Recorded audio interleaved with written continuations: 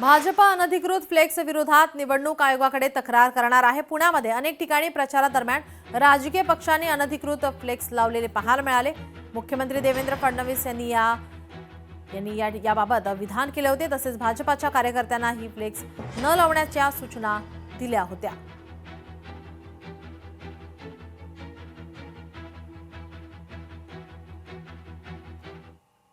पुण्यामध्ये अजित पवारांनी जाहीरनाम्यातून पुणेकरांसाठी मेट्रो प्रवास मोफत करणार असल्याची घोषणा केली आहे। मुख्यमंत्री फडणवीस यांनी पुण्यातील मुलाखतीदरम्यान अजित पवारांची या घोषणेची खिल्ली उडवली आहे। तर आम्ही अभ्यास करूनच घोषणा केली अशी प्रतिक्रिया खासदार सुप्रिया सुळेंनी दिली आहे।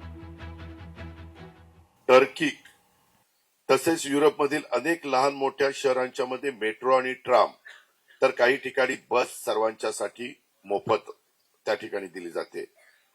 तर आम्ही पण मोफत मेट्रो आणि मोफत बस हा देण्याचा निर्णय घेतो। मी अनाउन्स करणार होतो की पुण्यातनं उडणारे जेवढे विमानं आहेत त्या विमानांमध्ये महिलांना तिकीट माफ केलं पाहिजे। अनाउन्स करायला काय लागतं? आपल्या बापाचं काय जातं अनाउन्स करायला?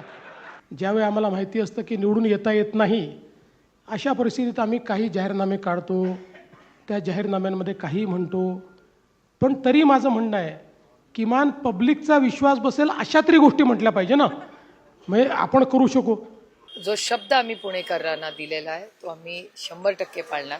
कारण का ती जी अनाउन्समेंट आम्ही केलेली आहे ती पूर्णपणे आम्ही अभ्यास त्याचा पूर्ण करून त्यातले जे तज्ज्ञ आहेत त्या तज्ज्ञांचं मदत घेऊन पूर्ण अभ्यास करूनच कुठलाही बोजा हा अतिरिक्त पुणेकरांवर पडणार नाही त्या पद्धतीने आम्ही ती घोषणा केलेली आणि ती घोषणा नाही आहे, ती फार काय अवघड नाही आहे त्याची अंमलबजावणी करतो।